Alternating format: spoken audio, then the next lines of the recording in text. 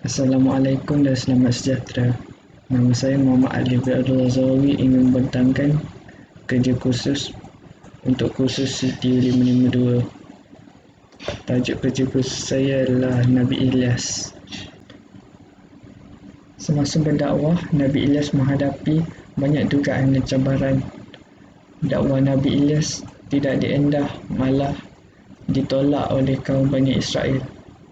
Walaupun begitu, Nabi Ilyas terus berdakwah, tetapi kaum Bani Israel mula marah. Nabi Ilyas diusir oleh orang-orang kampung di situ dan ada juga melemparkan batu ke arahnya. Namun Nabi Ilyas tidak membalas perlakuan mereka. Walaupun ditolak, Nabi Ilyas terus berdakwah demi berdakwah, sehingga kaum Bani Israel menjadi lebih marah dan suatu hari mengusir Nabi Ilyas untuk selamanya. Oleh itu Nabi Ilyas melarikan diri dari kaum Bani Israel untuk mencari tempat perlindungan yang selamat kerana diburu oleh isteri Raja Ahab. Nabi Ilyas meminta kepada Allah Subhanahu Wa Taala dan perjalanannya untuk memberi pengajaran kepada kaum Bani Israel yang menolak dakwah Nabi Ilyas. Allah Subhanahu Wa Taala mendatangkan malapetaka kepada kaum Bani Israel yang berbentuk kemarau panjang. Dalam perjalanan Nabi Ilyas mencari tempat perlindungan, Nabi Ilyas terjumpa sebuah rumah yang menerima baik kedatangan Nabi Ilyas. Rumah itulah rumah Nabi Ilyas yang menderita penyakit keras. Nabi Ilyas berdoa kepada Allah Subhanahu Wa Taala supaya penyakit Nabi Ilyas disembuhkan. Oleh itu, dengan kuasa Allah Subhanahu Wa Taala, penyakit Nabi Ilyas disembuhkan. Nabi Ilyas meminta Nabi Ilyas untuk mengajarnya ilmu agama. Nabi Ilyas menjadi murid Nabi Ilyas yang setia dan sentiasa menemani Nabi Ilyas ketika Nabi Ilyas berdakwah.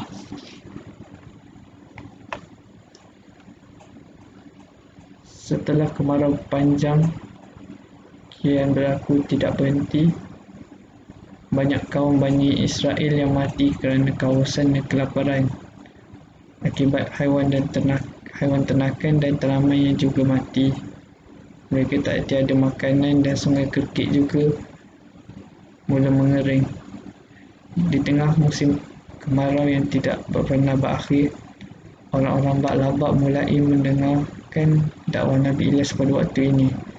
Mereka meminta maaf dan berjanji untuk beriman kepada Allah Subhanahu Wa Taala. Mereka secara ansur-ansur memahami dan kembali kepada ajaran Allah Subhanahu Wa Taala. Lalu Nabi Ilyas berdoa kepada Allah Subhanahu Wa Taala dan dengan izin Allah Subhanahu Wa Taala, hujan turun membasahi kota Ba'labak. Setelah mereka beriman kepada Allah, mereka gembira kerana dibebaskan dari kemarau panjang. Namun setelah mereka bertaubat selama beberapa tahun, kaum Bani Israel kembali kepada cara lama mereka, iaitu menyembah berhala.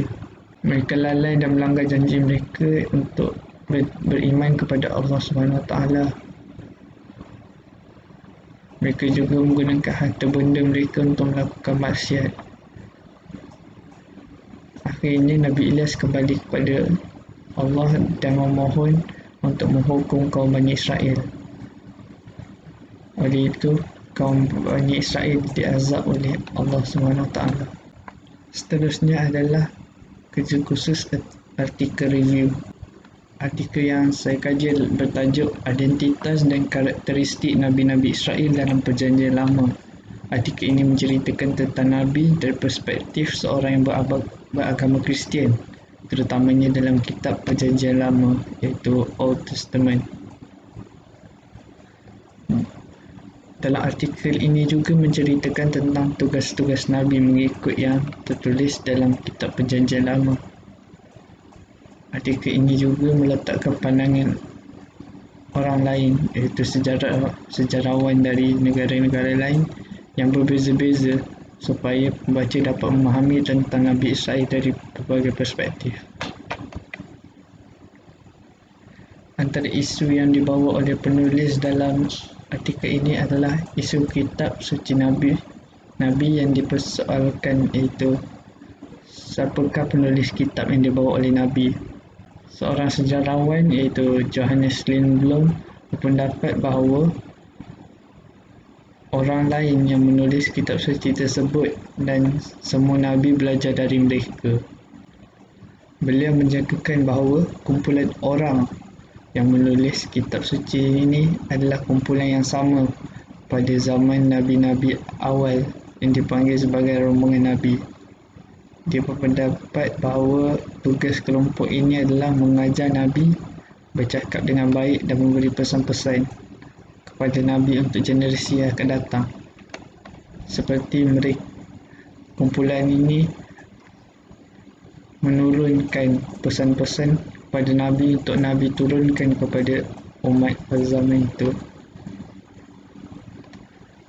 Leon J. Wood pula, seorang ahli teologi Amerika, berpendapat bahawa Tuhan yang menurunkan pengetahuan kepada satu atau lebih Nabi, dan Nabi itu sendiri wajib mengajarnya sepanjang hidup kerana Nabi itu yang paling memahami pengetahuan tersebut. Oleh itu, Nabi yang melestarikan pengetahuan tersebut dalam bentuk tulisan.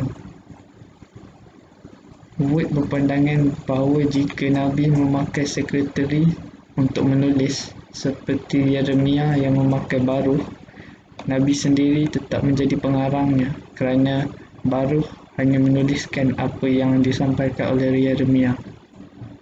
Seterusnya adalah isu ketegangan agama antara Kristian dan Islam.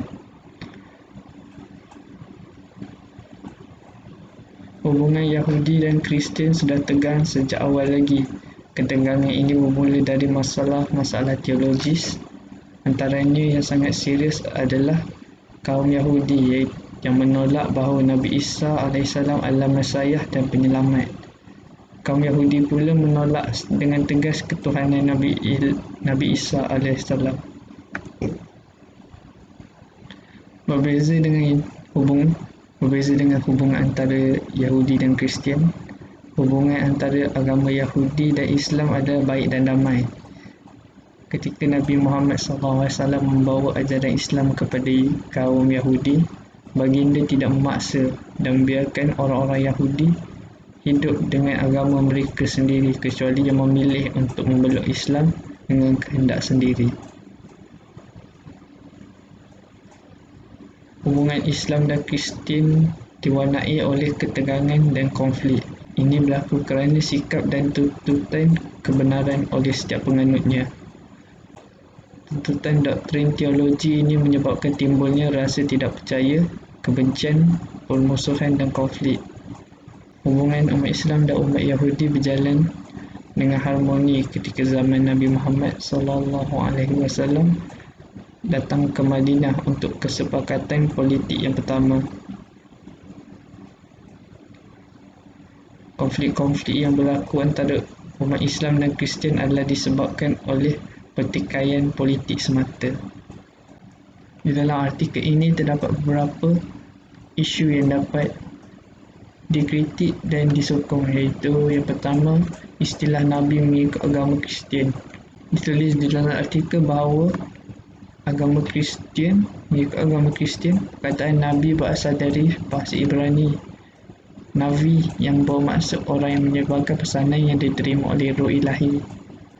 Pernyataan dalam artikel ini boleh dikritik oleh pernyataan dalam Encyclopedia Britannica yang menyatakan bahawa perkataan prophet dalam agama Kristian berasal dari perkataan Greek iaitu prophetess yang bermaksud penyampai dan penafsir pesan-pesan Tuhan. Istilah Ibrani dan Yahudi pula boleh disokong, iaitu perkataan Ibri adalah untuk tunggal, manakala perkataan Ibri adalah untuk jamak. Yahudi pula adalah nama yang diberikan kepada semua orang yang menganuti agama Yahudi. Dalam kitab Kejadian, kaum yang percaya agama Yahudi digelar sebagai Yahudi. Seperti untuk agama Islam, orang yang menganuti agama Islam adalah Muslim. Maklumat baru yang dapat diperolehi dalam artikel ini adalah bangsa Israel menyembah Tuhan yang digelar Yahweh. Diceritakan di dalam artikel bahawa Yahweh diperkenalkan kepada bangsa Israel pada fasa kedua perkembangan bangsa Israel, iaitu zaman Nabi Musa AS. Nabi Israel digelar sebagai murid Yahweh kerana tugasnya untuk menyampaikan pesan-pesan Tuhan. Selain itu, maklumat baru yang diperolehi adalah konsep untuk Nabi Israel. Istilah lain bagi Nabi dalam bahasa Ibrani adalah Ro'eh dan Hozeh.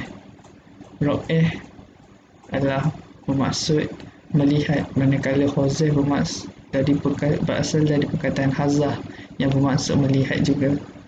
Nabi digelar sebagai Ish Elohim yang bererti abdi Allah, tetapi jarang diceritakan bahawa Nabi mempunyai dua tugas, iaitu menerima wahyu dari Tuhan dan menyampaikannya kepada umat manusia. Dalam sejarah Israel, imam juga mempunyai tugas yang hampir sama, iaitu menyampaikan pesan Tuhan kepada umat manusia.